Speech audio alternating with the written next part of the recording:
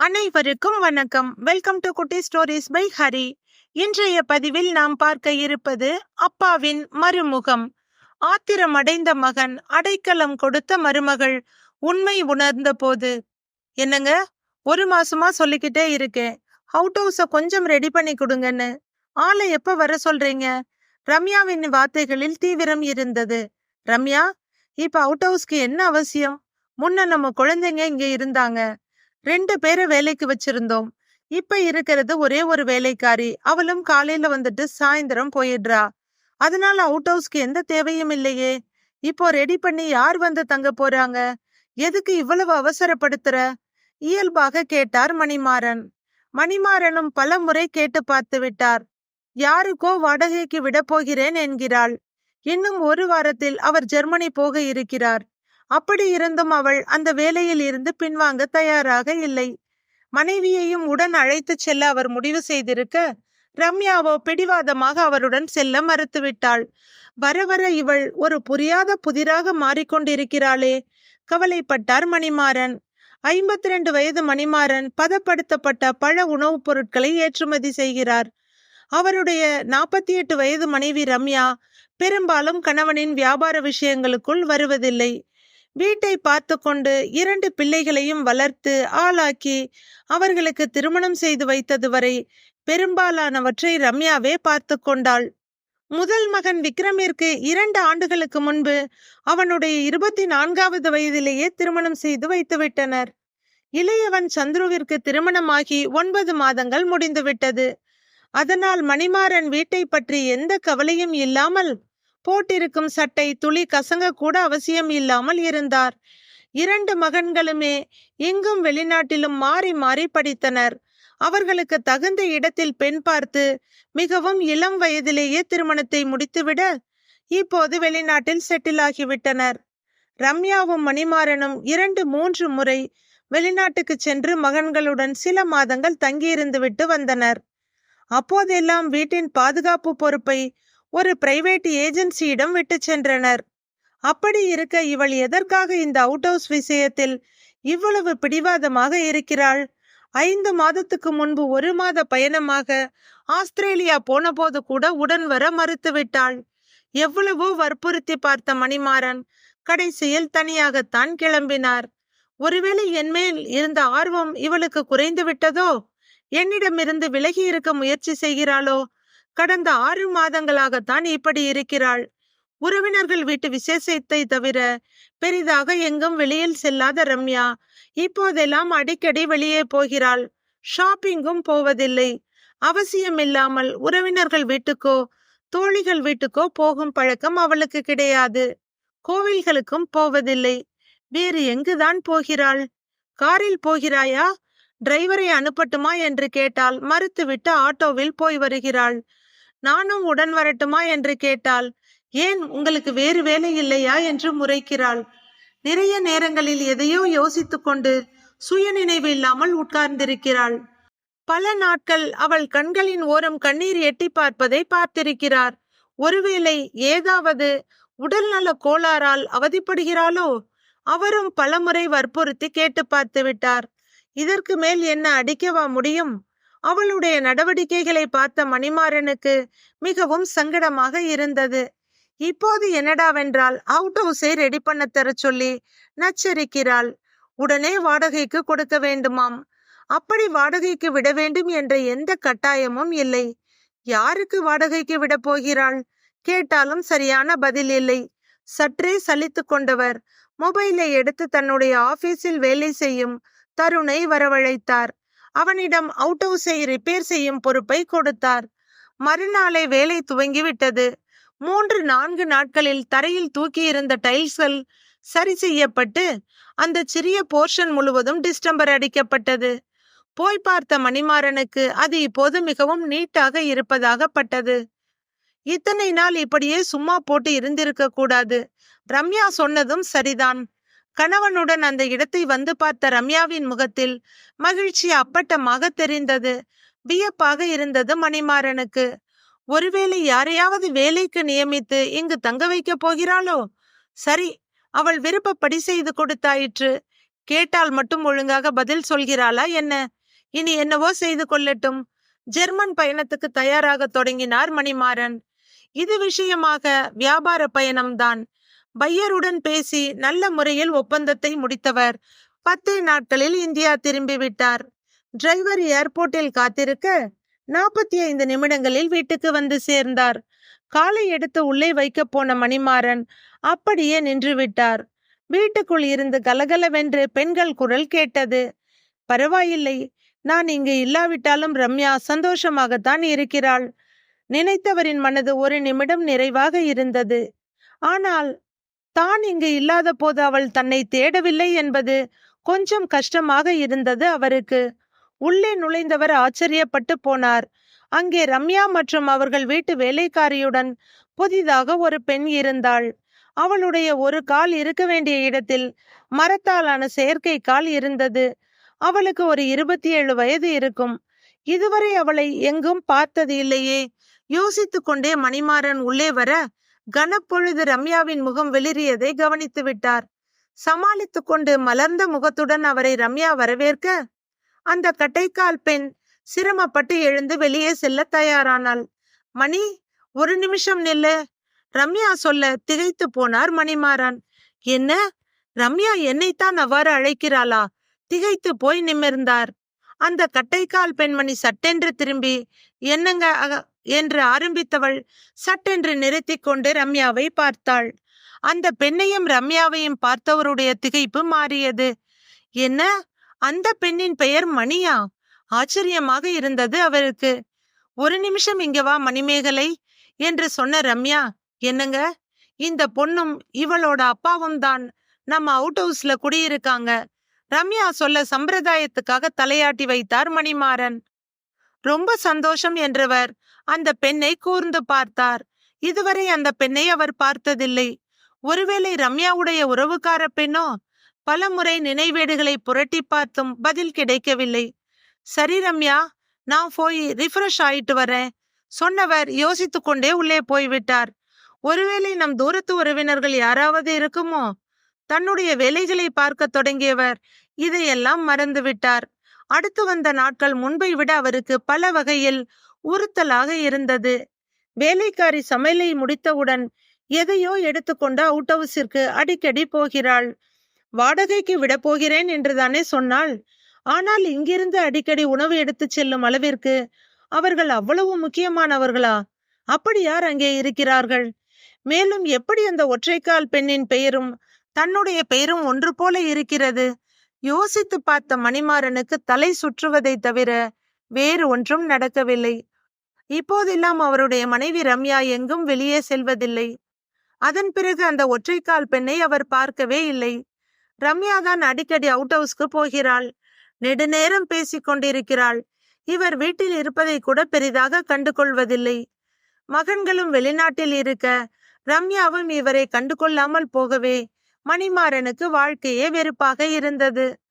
வழக்கத்தை விட விரைவாக அன்று மணிமாறன் வீட்டுக்கு வந்து விட்டார். வெகுநேரமாகியும் ரம்யா வரவே இல்லை. 2 முறை வேலைக்காரியும் அங்கு போய் விட்டு வருவதை பார்த்தார். அப்படி யாரிடம்தான் ரம்யா பேசிக்கொண்டிருக்கிறாள்?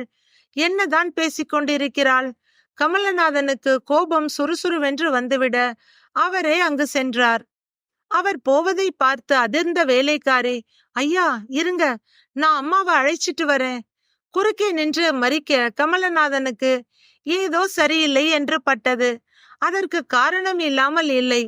முன்பெல்லாம் அடிக்கடி வீட்டை விட்டு வெளியே சென்று கொண்டிருந்த ரம்யா இப்போது எங்கும் போவதில்லை. சமைத்த உணவு டைனிங் டேபிளுக்கு வருவதற்கு முன்பே பார்சலாகி பின்பக்கம் இருக்கும் வீட்டிற்கு போய்கொண்டிருக்கிறது. இதையெல்லாம் விட ரம்யாவின் முகம் முன்பு போல கசங்கலாக இல்லாமல் கொஞ்சம் நிம்மதியாக இருப்பது போல தெரிகிறது.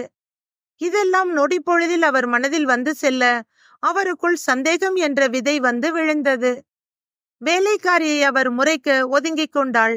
நடையில் வேகம் கூட 3 நிமிடத்தில் செல்லக்கூடிய அவுட் ஹவுஸ்க்கு ஒரே நிமிடத்தில் வந்தார். நீங்க எதுக்கும் கவலைப்படாதீங்க மாமா, எல்லாம் சரியாயிடும் என்ற ரம்யாவின் குரலும், அண்ணி எனக்கு என்னவோ பயமாத்தான் இருக்கு என்ற மணிமேகலையின் குரலும் அவர் காதுகளை எட்டியது. ரம்யா மாமா என்று தானே சொன்னாள்? அவள் சொன்னது சரியாகத்தானே என் காதுகளில் விழுந்தது. காலடியில் பூமி நழுவுவது போல இருந்தது மணிமாறனுக்கு. மேலும் அந்த பெண் அன்றைக்கு ஏதோ சொல்ல வந்து டக்கென்று நிறுத்தி கொண்டாளே, அதற்கு மேல் தாங்க முடியாமல் மூடியிருந்த கதவை தள்ளிக்கொண்டு உள்ளே நுழைந்த மணிமாறன் அதிர்ந்து நின்றார். இனி தன் வாழ்நாளில் ஒரு நாளும் யாரை பார்க்க கூடாது என்று நினைத்தாரோ அவர் அந்த ஹாலில் போடப்பட்டிருந்த கட்டிலில் படுத்திருக்கிறார்.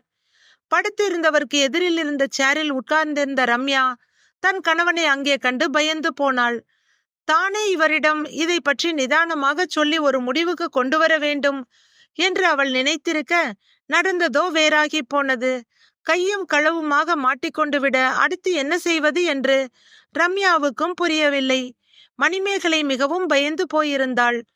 ஆனால் குற்றுயிராய் கட்டிலில் படுத்திருந்தவரின் கண்களில் நட்சத்திரங்கள் மின்னின. ஒரு நிமிடத்தில் தன்னிலைக்கு வந்த மணிமாறனின் கண்களில் ஆத்திரமும் வெறியும் போட்டி போட்டுக்கொண்டு வந்தது.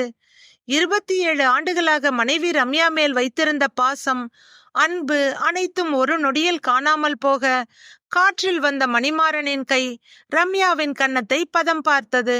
அண்ணா என்று பதறியபடி ஓடி வந்தாள் மணிமேகலை. வேலைக்காரியின் மகளுக்கு நான் அண்ணனா? வாயை மூடு. உங்களுக்கெல்லாம் எவ்வளவு திமிர் இருந்தா என் வீட்டுக்கே வந்திருப்பீங்க. பாவி, சண்டாளி, துரோகி, இதுக்குத்தான் இந்த போர்ஷனை தயார் செய்ய சொல்லி என் உயிரை எடுத்தியா? உனக்கு எவ்வளவு தைரியம்? மனைவியை மறுபடியும் அடிக்க கையை ஓங்கினார் மணிமாறன். நிறுத்து மணிமாறா! உயிரில் உறைந்திருந்த அந்த குரல் அவர் கையை தடுத்தது. மொத்த கோபமும் அவர் மேல் திரும்ப, சீ, வாயை மூடுங்க. என்கிட்ட பேசுறதுக்கு உங்களுக்கு எந்த தகுதியும் இல்ல. தராதரமே இல்லாத உங்களுக்கு மரியாதை கொடுத்து மாப்பிள்ளைன்னு அந்தஸ்து கொடுத்த வீட்டுக்கே நீங்க துரோகம் பண்ணிட்டீங்க. யார் முகத்துல இனி ஒரு நாளும் முழிக்க கூடாதுன்னு நினைச்சேனோ அவங்க முகத்திலேயே முழிக்க வேண்டிய நிலைமைக்கு வந்துட்டேன். அத்தனைக்கும் காரணம் இவதான். 6 மாசமா உங்களை வெளியே வந்து பார்த்தவ இப்ப வீட்டுக்கே கூட்டிட்டு வந்து இருக்கா. இவ எனக்கு மட்டும் இல்ல, என் அம்மாவுக்கும் எதிரிதான்.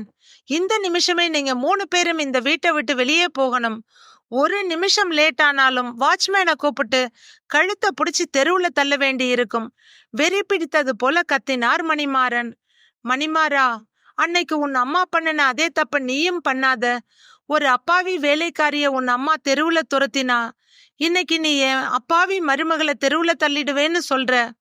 மூச்சு வாங்க பேசிக்கொண்டிருந்த சந்திரசேகரனை வெறியுடன் பார்த்தார் மணிமாறன்.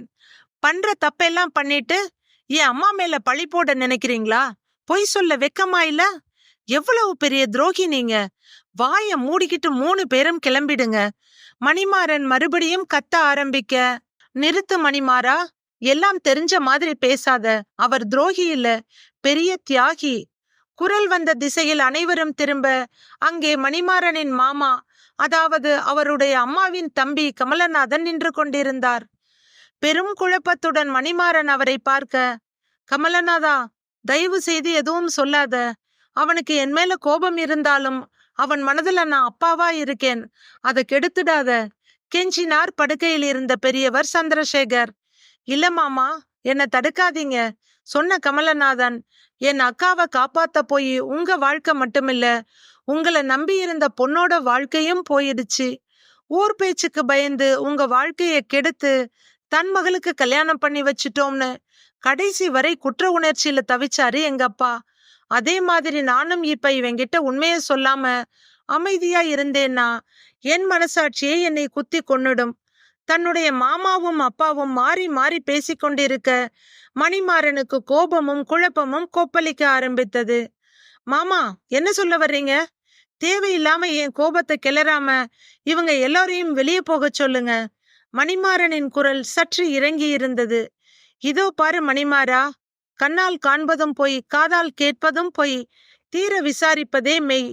இவ்வளவு நாளா நீ எதெல்லாம் உண்மைன்னு நம்பிக்கிட்டு இருந்தியோ அது உண்மை இல்லைங்கிறத உணர வேண்டிய நேரம் வந்துருச்சு. இதோ வாழ்க்கை முழுவதையும் தியாகம் செஞ்சுட்டு மரண படுக்கையில படுத்து கிடக்கிறாரே, இவர் உன்னை பெத்த அப்பா கிடையாது. கமலநாதன் சொல்ல இடி இறங்கியது மணிமாறனின் மனதுக்குள். அப்படின்னா என் அப்பா என்று மணிமாறன் ஆரம்பிக்க, அது யாருன்னு உன் அம்மாவை தவிர யாருக்கும் தெரியாது. காலேஜ் படிச்சிட்டு இருக்கப்ப கூட படிச்ச ஒருத்தரை உன் அம்மா காதலிச்சா. கல்யாணம் பண்ணிக்கிறேன்னு உன் அம்மாவை கர்ப்பமாக்கின அந்த கயவன் எங்கேயோ ஓடி போக உன் அம்மா தற்கொலைக்கு முயற்சி பண்ணினா. அப்போ காப்பாத்தின இவரையே வேறு வழி இல்லாம மாப்பிள்ளை ஆக்கிட்டாரு என்னுடைய அப்பா.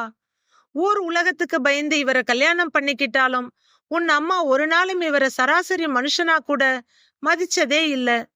என் வீட்டு வேலைக்காரன் நீ என்ன தொட நினைக்கிறியான்னு உன் அம்மா இவரை சித்திரவதை செய்யாத நாளே இல்லை. இத்தனைக்கும் இவர் எங்க வீட்டுல வேலை செய்யல, இவருடைய அப்பா தான் எங்க வீட்டுல வேலை செஞ்சுக்கிட்டு இருந்தாரு. உன் அம்மாவை தற்கொலையில இருந்து காப்பாத்தினப்போ இவருக்கு கல்யாணம் நிச்சயமாகி இருந்தது, இவருக்கும் இவருடைய மாமா பொண்ணு வள்ளிக்கும். அது தெரிஞ்சும் எங்க அப்பா இவர் அப்பா கிட்ட கேட்க முதலாளிக்காக தன் மகனையே தாரை வார்த்து கொடுத்தார் இவருடைய அப்பா. அப்பாவோட சொல்லுக்கு மறுபேச்சு பேசாம தான் உயிருக்கு உயிரா காதலிச்ச தனக்காக நிச்சயம் பண்ணின வள்ளிய விட்டுட்டு ஏன் அக்காவ, அதுதான் ஓ அம்மாவை கல்யாணம் பண்ணிக்கிட்டாரு இந்த மனுஷன். சரியா 8வது மாசமே நீ பிறக்க ஊரே ஆச்சரியப்பட்டது. எல்லோருக்கும் 10 மாசம் வயத்துல இருந்தா என் மகன் என்ன பார்க்கணும்னு 8வது மாசமே பிறந்துட்டான்னு உன்னை தலையில வச்சு கொண்டாடினதோட ஊர்வாயையும் மூடினவர் தான் இவர். மணிமாறன் வெகுவாக குழம்பி போனார். அப்போது அவனுக்கு சரியாக 19 வயது. நகரத்தில் கல்லூரி முதல் ஆண்டு படித்து கொண்டிருந்தான். மணிமாறனுக்கு நன்றாக நினைவிருக்கிறது, அப்பாவுக்கு தன்மேல் உயிர். அதே போல அவனுக்கும் அப்பாவின் மேல் மிகுந்த பாசம் இருந்தது. ஆனால் அம்மாவும் அப்பாவும் பேசிக்கொள்வதில்லை, வெளியில் சேர்ந்து செல்வது இல்லை என்பதை பெரிதாக எடுத்துக்கொள்ளவில்லை. ஏனெனில் அவர்களுடையது பெரிய பணக்கார குடும்பம். அதனால் அப்பா எப்போதும் ஏதாவது வேலை பார்த்து கொண்டிருக்க அம்மா தனியாகவோ அல்லது தாத்தாவுடன் தான் வெளியே போவார். கல்லூரி விடுமுறைக்கு வீட்டுக்கு திரும்பும் போது முதல் நாள் வேலைக்காரி வள்ளியுடன் வீட்டை விட்டு வெளியேறி இருந்த அப்பா மிக பெரும் துரோகியாக தெரிந்தார். வீட்டில் வேலை செய்து கொண்டிருந்த வேலைக்காரி வள்ளியை அப்பா அழைத்து கொண்டு ஊரை விட்டு ஓடிப்போனதாக அவனுடைய அம்மா சொன்னாள். அன்றிலிருந்து அப்பாவை பரம விரோதியாக நினைக்க துவங்கினான் மணிமாறன். ஆரம்பத்தில் எல்லாம் தன் அம்மாவுக்கு துரோகம் செய்த அப்பாவை எங்காவது பார்த்தால் கண்ட துண்டமாக வெட்டி போட வேண்டும் என்ற வெறி இருந்தது அவனுக்குள். அதன் பின் சில வருடங்களில் அவனுக்கும் ரம்யாவுக்கும் திருமணம் ஆனது. மகன்களின் பிறப்பு, அவர்களுடைய படிப்பு, தன்னுடைய தொழில் என்று இருந்த மணிமாறனின் மனதில் அவ்வப்போது தன்னுடைய அன்பான அப்பாவின் முகம் வராமல் இல்லை. ஆனால் அவர் தன் அம்மாவுக்கு செய்த துரோகத்தை எண்ணிய போது இனி ஒரு நாளும் அவர் முகத்தில் விழிக்கக்கூடாது என்று முடிவு ஏற்பட்டது அவரது மனதில். இப்போது மாமா சொல்வதை கேட்ட மணிமாறனுக்கு ஒரே குழப்பமாக இருந்தது. எதற்காக தன்னுடைய அம்மா தன்னிடம் பொய் சொல்ல வேண்டும்? அதுவும் அவனுடைய அன்பான அப்பாவும் அவர்கள் வீட்டில் வேலை செய்த வள்ளியும் கையும் களவுமாக மாட்டிக்கொண்டதாக அம்மா சொன்னது ஏன்? குழம்பி இருந்த மணிமாறனின் முகத்தை பார்த்த கமலநாதனே சொல்ல ஆரம்பித்தார். அது வேறொன்றுமில்லை, எங்கள் அப்பா உயிரோடு இருந்தவரை அவருக்கு பயந்து உன் அப்பாவை சகித்து கொண்டிருந்தாள் என்னுடைய அக்கா. அவர் இறந்ததும் அப்பாவின் சரிபாதி சொத்துக்கள் எனக்கும் அக்காவுக்கும் பிரித்து கொடுக்கப்பட்டு விட்டது. கிட்டத்தட்ட 20 வருடம் உன் அம்மாவுடன் கணவன் என்ற பெயரில் வாழ்ந்திருந்தாலும் கடைசி வரை உன் அம்மா இவரை கணவனாக ஏற்றுக்கொள்ளவே இல்லை.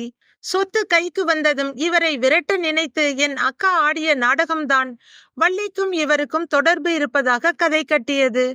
ஊரில் இருக்கும் அனைவர் முன்பும் இவரையும் வள்ளியையும் இணைத்து பேசி உன் அம்மா அசிங்கப்படுத்த வேறு வழியில்லாமல் வள்ளியை அழைத்து கொண்டு ஊரை விட்டு வெளியேறிவிட்டார் உன் அப்பா. உன்னிடம் உண்மையை சொல்லிவிடலாம் என்று நான் இவரிடம் சொன்னபோது, இல்லை, என் மகன் மிகவும் நல்லவன், நேர்மையானவன், இந்த உண்மைகளை பற்றி தெரிந்தால் அவன் அம்மாவை விட்டு பிரிந்து விடுவான். உன் அக்கா மிகவும் பாவம், படிக்கும் போதே யாரையோ நம்பி ஏமாந்து விரக்தியில் வாழ்பவள். இப்போது மகனும் இல்லை என்றாகிவிட்டால் அப்படி ஒரு கொடுமையை அவள் அனுபவிக்க நான் ஒரு நாளும் ஒத்துக்கொள்ள மாட்டேன். என் மகனின் கண்ணோட்டத்தில் நானே கெட்டவனாக இருந்துவிட்டு போகிறேன். மேலும் அவன் வசதியாக வாழ்ந்தவன். அவன் இங்கு இருப்பதுதான் அவனுடைய எதிர்காலத்துக்கும் வாழ்க்கைக்கும் நல்லது. அதனால் என்னை பற்றிய எந்த உண்மையையும் அவனிடம் சொல்லக்கூடாது என்று என்னிடம் சத்தியம் வாங்கி கொண்டு விட்டார். சொன்ன கமலநாதனின் கண்களில் கண்ணீர் வழிந்தது.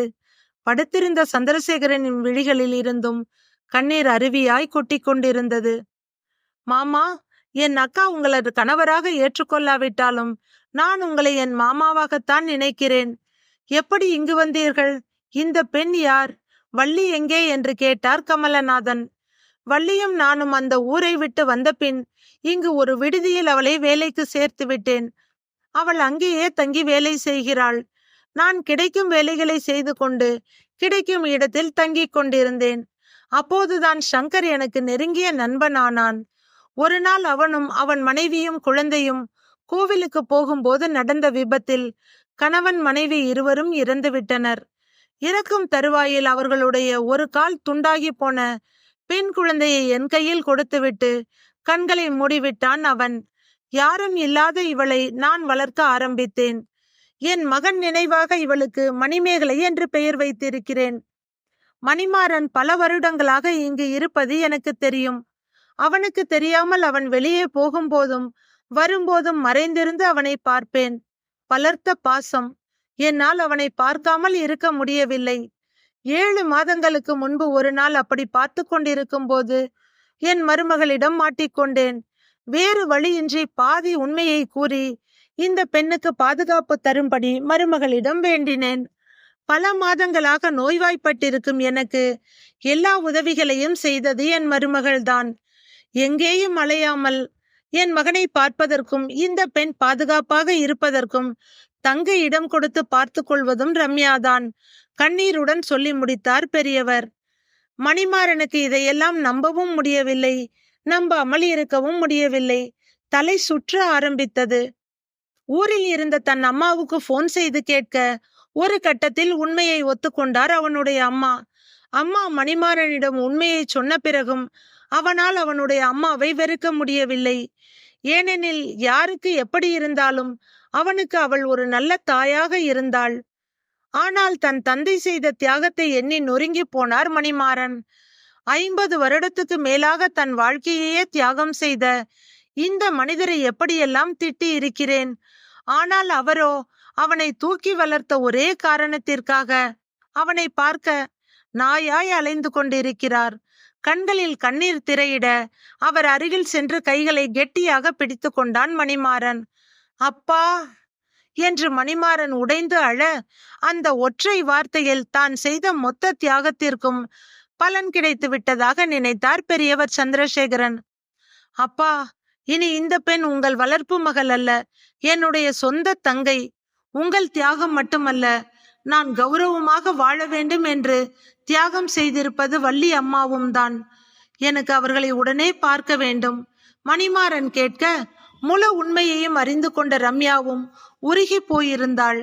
அதுவரை தன் அப்பாவுக்கு யாரும் இல்லை என்று நினைத்திருந்த மணிமேகலையும் வள்ளியை பார்க்க மிகவும் ஆவலாக இருந்தாள். சந்திரசேகர் எல்லோரையும் வள்ளியை விட்டிருந்த விடுதிக்கு அழைத்து சென்றார். அனைவரின் கண்களும் ஆவலோடு வள்ளியை பார்க்கும் ஆசையில் காத்திருக்க ஒரு பெண் வந்தாள். அவர்கள் கையில் ஒரு லெட்டரை கொடுத்த அவள் வள்ளியின் இறப்பு சான்றிதழையும் கொடுத்தாள். பார்த்த அனைவரும் பதறி போயினர். ஏனெனில் வள்ளி இறந்து பல ஆண்டுகள் ஆகியிருந்தது. அந்த லெட்டரை படித்த பெரியவர் சந்திரசேகர் அப்படியே சரிந்து விழுந்தவர்தான். அவருடைய உயிர் உடலை விட்டு பிரிந்து இருக்க கையில் இருந்த கடிதம் நழுவி கீழே விழுந்தது. மணிமாறன் அந்த கடிதத்தை அவசரமாய் எடுத்து படிக்க, அன்பு மாமா சேகருக்கு, இந்த வாழ்க்கையில்தான் உங்களுடன் சேர முடியவில்லை. ஆனால் சொர்க்கத்தில் உங்களுக்காக காத்திருப்பேன். தயவு செய்து ஏமாற்றி விடாதீர்கள். உங்கள் வள்ளி என்று எழுதியிருந்தது. என்னுடைய வாழ்க்கைக்கு அர்த்தம் கொடுப்பதற்காக 2 ஜீவன்கள் தங்களுடைய வாழ்க்கையை தியாகம் செய்திருக்கின்றன. நினைத்த மணிமாறனின் 2 கண்களிலிருந்தும் கண்ணீர் வடிந்தது நிற்கவே இல்லை. என் அப்பாவின் உடலை அவுட் ஹவுஸில் அல்ல, என் வீட்டில் வைத்து மரியாதை செய்ய வேண்டும் என்று சொன்ன மணிமாறன், ரம்யா, என் தங்கை மணிமேகலைக்கு நல்ல மாப்பிள்ளை பார்க்க வேண்டியது உன் பொறுப்பு. சீக்கிரம் கிளம்பு. அழுது கொண்டிருக்காமல் நம்முடைய கடமையை நல்லபடியாக செய்ய வேண்டும். மணிமாறன் கண்களை துடைத்து கொண்டே சொல்ல அவருடைய தோளை ஆறுதலாக தட்டி கொடுத்தார் தாய்மாமா கமலநாதன். கதையை படித்த கேட்ட அனைவருக்கும் நன்றி. கதை பிடித்திருந்தால் லைக் செய்து நமது சேனலை சப்ஸ்கிரைப் செய்து கொள்ளுங்கள். நன்றி, வணக்கம்.